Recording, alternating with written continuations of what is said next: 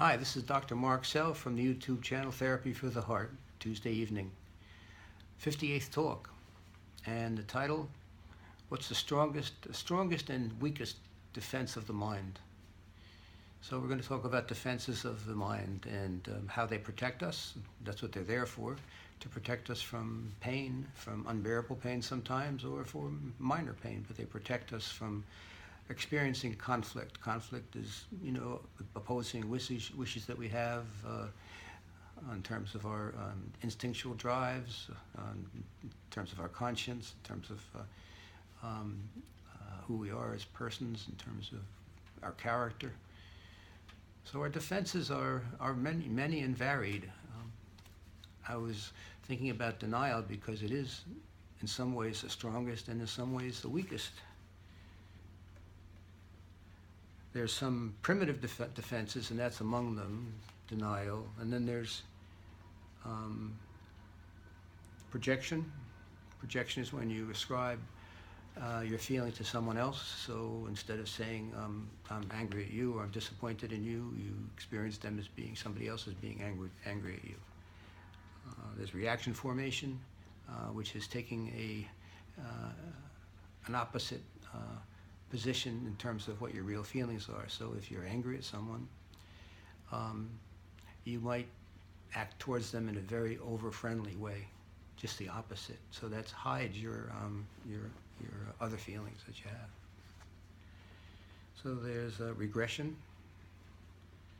The regression takes you back to another time in life where you were more comfortable. So supposing someone's moving towards separateness from the object, separation, individuation, and when they were young, they happened to revert to bedwetting because they were too anxious about the separation, individuation, and loss. So that's repeated when they're an adult. They could regress back to other forms of being, which are less mature. Acting out. Acting out is, you hear a lot in therapy. Well, he or she was acting out. People use it in all different ways, but generally it means that you're putting into behavior something that really would be more helpful to put into words.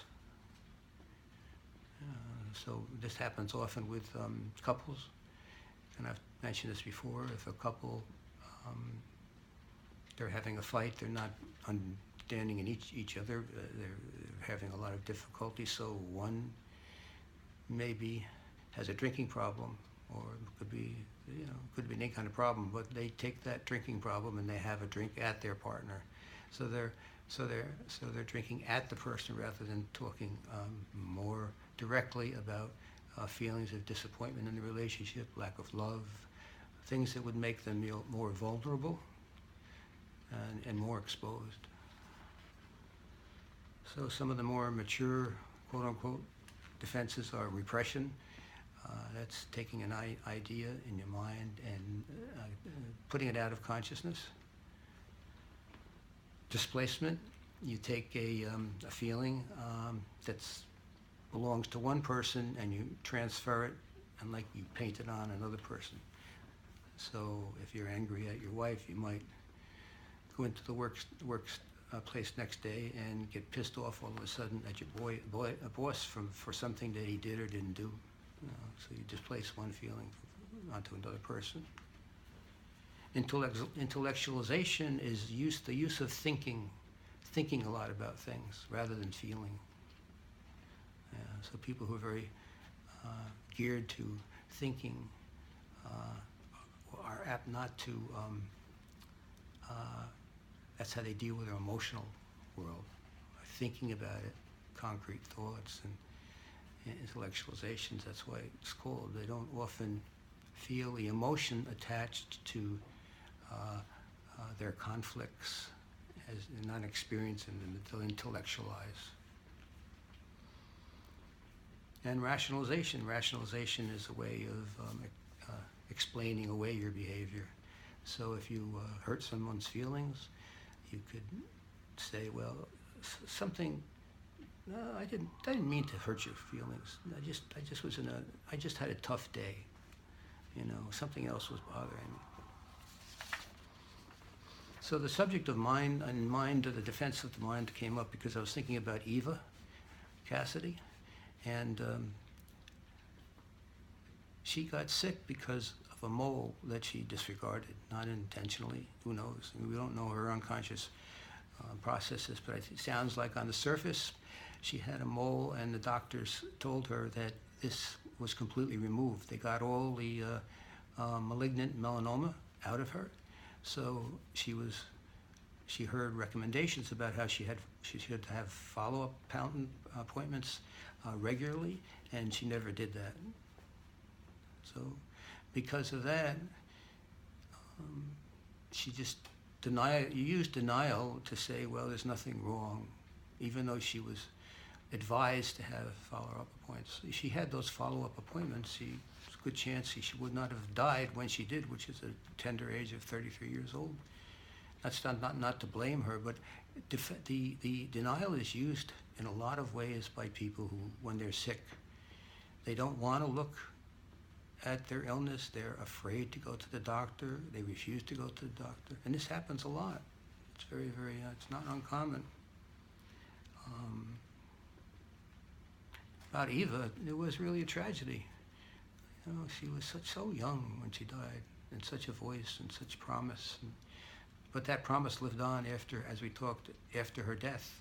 She became very, very popular. And she has a fan club now and a website, and people follow her. Not that it's going to matter to her. It depends upon whether you think she is conscious of what's happening down here or not. So about cancer, they did a survey in 2012, 14 million new cancer diagnoses. 2012, 14 million, and 8.2 million died. This is serious business, cancer. 8.2 million out of 14 million died. So the most common unrecognized signs of cancer are persistent coughing and change in bowel habits. One of the least common unrecognized difficulty is swallowing, having difficulty swallowing, and unexplained weight loss. So one of my patients was a medical doctor. He diagnosed someone in his extended family their problem because of the persistent coughing that they had. It turned out to be cancer. I know someone who has had a mole for quite some time, a number of years, and they didn't have it looked at. Well, when it was looked at, they didn't think it was anything. And sometimes you really can't tell, but I think this doctor for this person, she said there was nothing, and but people kept remarking, why don't you have somebody take a look at that mole, You know? So that person did. Turned out she went for another evaluation, and there was nothing. She said, they come all the time, they're just there, there's nothing, doesn't mean anything. And that was true, but at least that person went. And but waiting quite some time did go, and the person was okay. So denial is something that's right in front of you, and you say it's not there.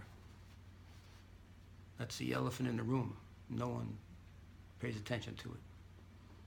Could be like an alcoholic in the family who's causing all sorts of trouble, or someone who has the problem himself, but they don't look at it themselves, and they pretend it doesn't exist.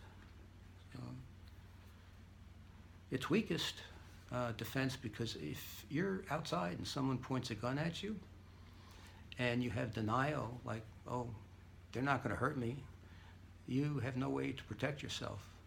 And many people do this in terms of dangerous situations. They might just not pay attention to it. Or they might have another defense of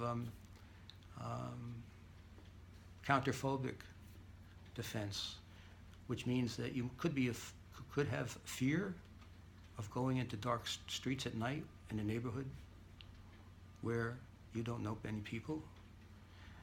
So you have this counterphobic reaction which is, oh, I'm not afraid. And that reaction, that kind of, I'm not afraid, I'm not afraid to go there. It's countering the fear that does exist in that person that could guide them to make the right decision in their life. So there are positive aspects of denial too, in the sense that they prevent people from experiencing overwhelming pain at a point in their life where they might be able not to bear it. For instance, a parent loses a child. That's the unimaginable thing. Child is supposed to survive the parent. You lose a child, and it's just no, it can't be. It didn't happen. Yeah, so that defense moves in, and that denial is worked through. So it's not necessary anymore. But come to think about it, when somebody dies, that's often the reaction. Oh no, it didn't happen. It's terrible.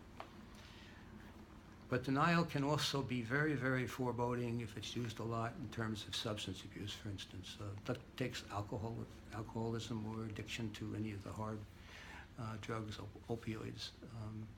Person says, I don't have a problem.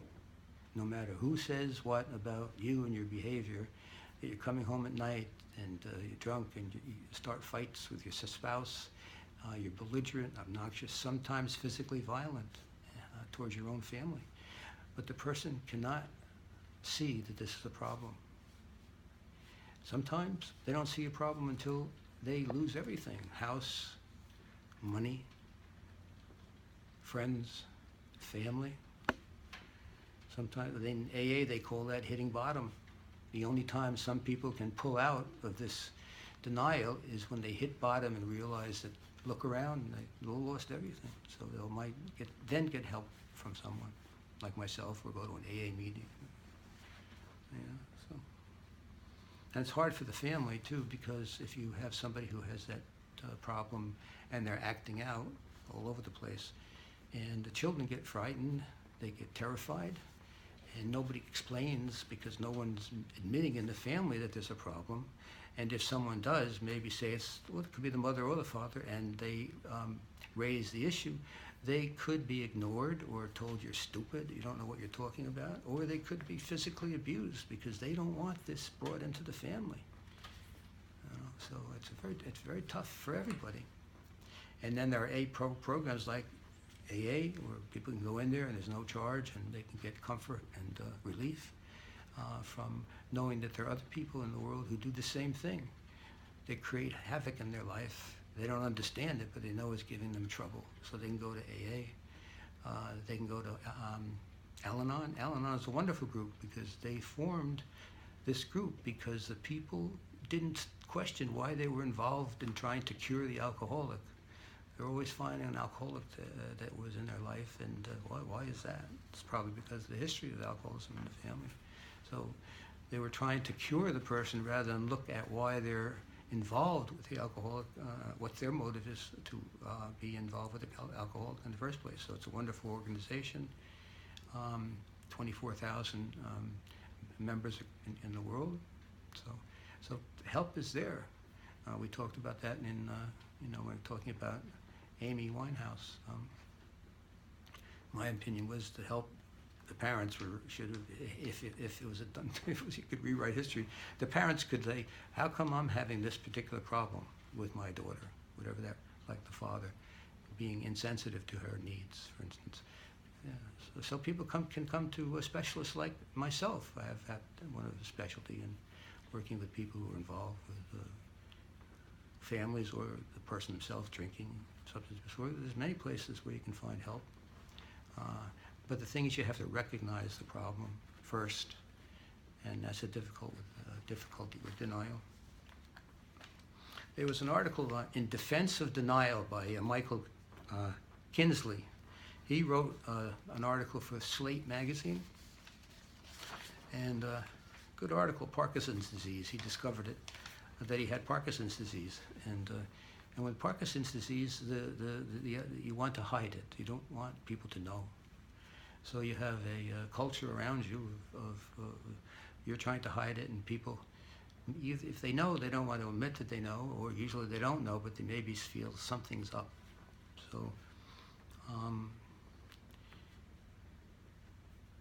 so denial banishes the thought from your mind, and on the other hand, there's also an urgency, because part of you knows that, well, maybe you don't have that much time to live, so you're trying to banish the thought. This is not true. I don't have Parkinson's. And then the other time, it's like this author writes, it's like a get out of jail free card, because now you can just go and do what you want.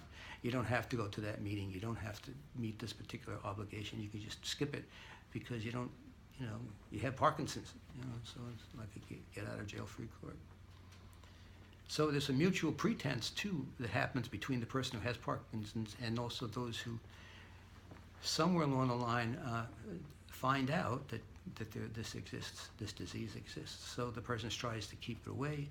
And there's a lot of secrecy and deception involved in that. And with this particular writer, he was a journalist, so it didn't sit very well with him to be having to deceive people about the truth. So he was very much in conflict. And but he played along. That's what he did. He pretended, and with the way, is anything wrong? Oh, I'm fine. I just have a cold. If they notice something that he tripped over something, a rug or anything like that, and he fumbled around, maybe his hands were shaking. I'm just a little nervous. I didn't get sleep last night.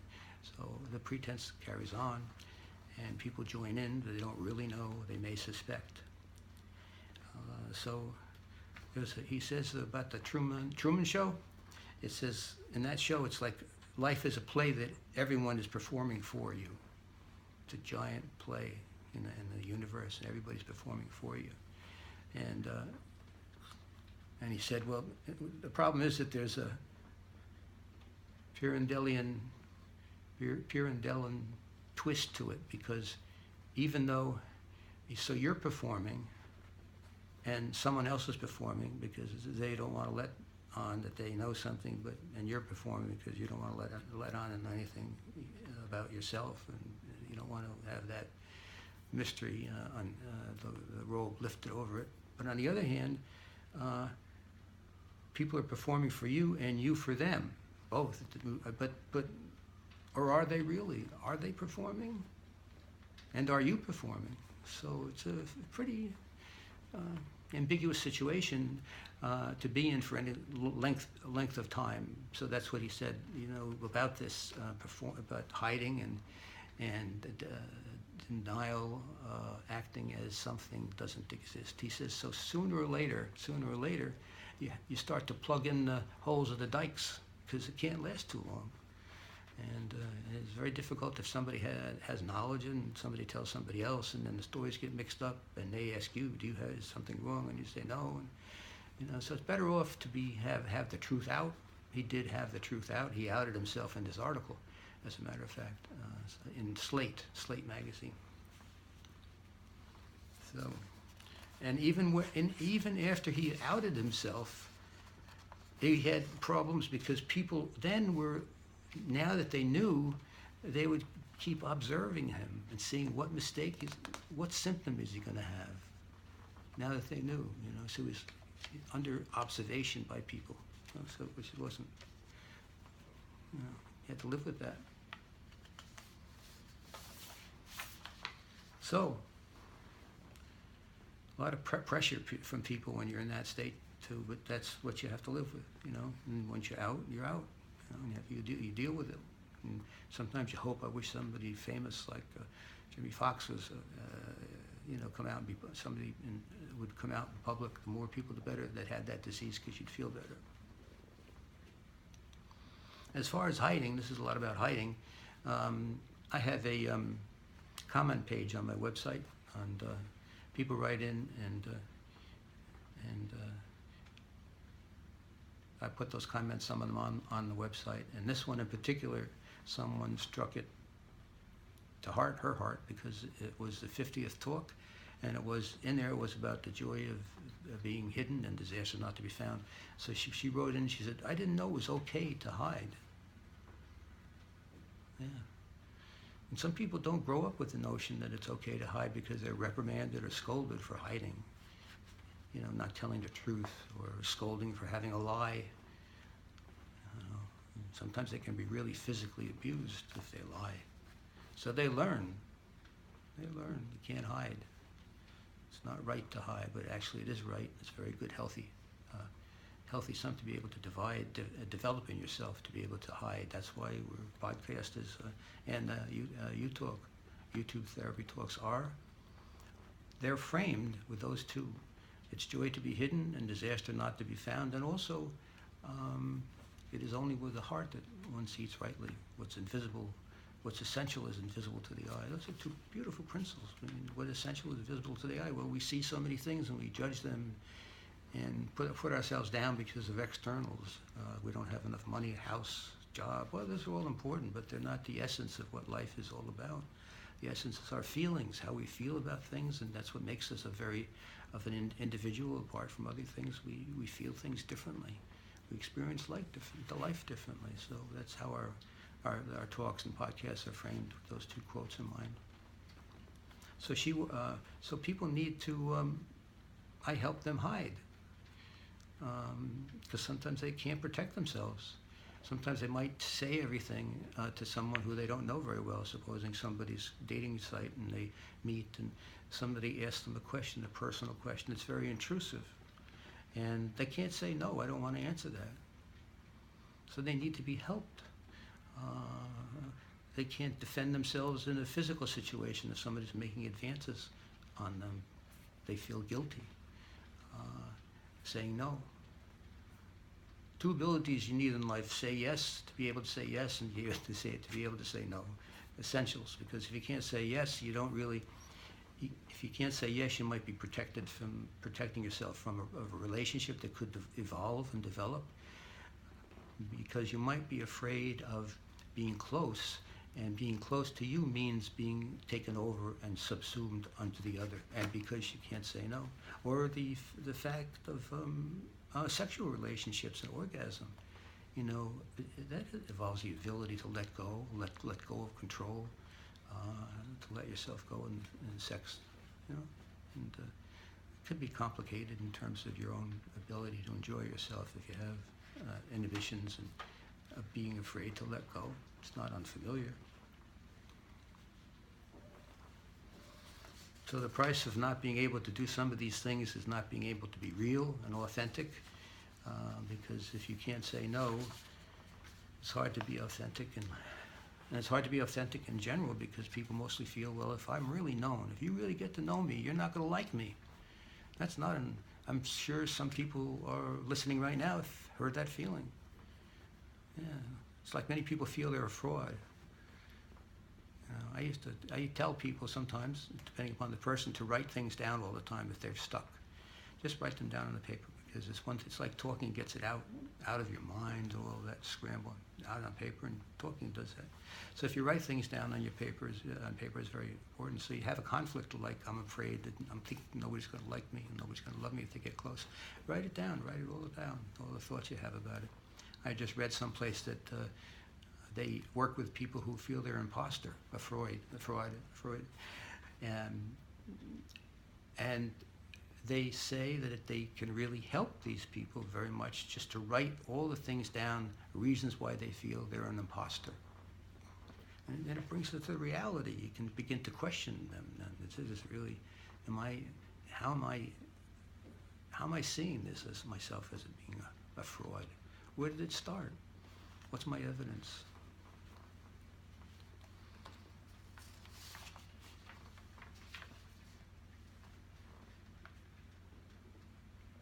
So, being able to say no, being able to say yes, being able to work with all these defenses, learning about them, learning about how you might project onto other people your feelings, how you might act out. All these things are very good to know, because you can catch them yourself if you're doing them, and pay attention to them, and also be able to control your behavior. If you spit out everything with a newcomer, and you tell them your whole life story in the first half an hour, they're overwhelmed. But you might not know you're doing this and not be able to control it. And somebody else are doing that to you, right? First date, spilling their whole life story. You don't want to hear all that. So can you say, excuse me, but you're telling me an awful lot about yourself right now. So maybe we could slow it down a bit, until we get to know each other a little bit more. You could say something like that, because speaking, and then if that person spills their guts on the first date, good chance they're going to feel uncomfortable after they leave because, oh my God, I said all that. What this person's going to think about me? So they could also be out of control in terms of talking too much, and they don't realize it. So I just thought of our group, psychotherapy training group. So somebody brought up the issue of, how to work with somebody who brings into the office. This has to do with what we're talking about too, because it's about how you handle something a presentation of an issue is very difficult. I'm having suicidal thoughts, which also is very difficult for people to just say out loud. It's scary, and they may need to hide from themselves for a while, but they just spill it out in the session. And so what do you do with it? I had some suicidal thoughts. So people were wondering, well, if you ask about what thoughts there were, could you trigger more suicidal notions just by asking them what their thoughts were? Is it better not to ask, well, by the way, what were your suicidal thoughts? Is it better to see if you can locate the stresses in their life, the stressors in their life that create this feeling, and what are those stressors? And maybe by talking to the stressors, you could lift away from talking about the suicidal thoughts. So there's not one way to do it. Suicide is very difficult because most therapists, they're frightened of it. And especially if they're relatively new, they say, oh my God, here I am in my career and somebody's going to jump off the roof and my name right front page of the New York Times. So, even for the most experienced therapist, it's tough. But my approach generally is sometimes if a patient says that, you might want to say, oh, do you have the idea that that my reputation will be ruined if you do kill yourself? And that can just break the whole, that tension, that the patient's somehow going to get back at you by killing themselves, because they're disappointed in the therapy. And often that happens. It's a leverage, a threat of suicide. So if you just say, if you're a therapist, you can just say, do you have the idea at some times that my reputation could be ruined? Then that just gets it out. They know that you're not afraid of that then. By asking that question, that person knows that you're not afraid of, if they kill themselves, that you're going to be blamed. And it dispels that notion. But sometimes it's a big leverage that patients who have eating disorders have too. It's the only way that sometimes they can express their feelings, because to be angry about being controlled is not acceptable, has not been acceptable. So they'll try to drive somebody nuts by either throwing up all the time and getting sick, starving themselves to death. So there's very dynamic of how one handles the aggression. We talked a lot about that in our talks, podcasts, and YouTube talks. So we'll continue to investigate. One of the things that you could say if somebody brings that thought in about suicidal thoughts is, you could say, well, is it okay if I ask you a question about your thoughts? So in that way, you're allowing them to say, no, I'd rather not talk about that, or also you're showing them that you're interested in asking them more about it. So that's another way to approach it. There's no right or wrong, but that's what we have the psychotherapy training group for, so people can talk openly and honestly about what their feelings are. And most people don't know how to handle a lot of things, because we're all learning. So, and in the group, we all speak freely about what's on our mind, and that's how you help yourself and others get better, because I say this so many times, and I will be saying it so many times, whatever you can't say openly in a group, you can't help your patient say. You won't be able to. You'll be too ashamed of it or judging it. So that's why this group is very important for progress and development of the mind, And many places don't have that kind of training, because whatever reason. I think people are afraid to be in groups, so I welcome you to come and join the group, and be afraid out loud, and you won't be alone. Believe me, I've been doing this for a long time. So I'm starting up a new psychotherapy study group, supervision, but what might turn out to be a training group, and as we roll along and gather more members. But I need a few people to join, so if you're interested, email me at marksehl@gmail.com. Visit my website, marksehl.com. You could always text me at 917-991-9113. So it's nice to be here again tonight. And if you like the talk, push that button on somewhere on your computer there and say you like the talk. And if you don't like the talk, you can write in, and better to email me and say what your objection was or what you liked. So I put these, I get information about what's helpful about in that way too. So I'm going to say good night, Mark Sehl, YouTube channel Therapy for the Heart, and I hope to see you soon. All right, bye bye.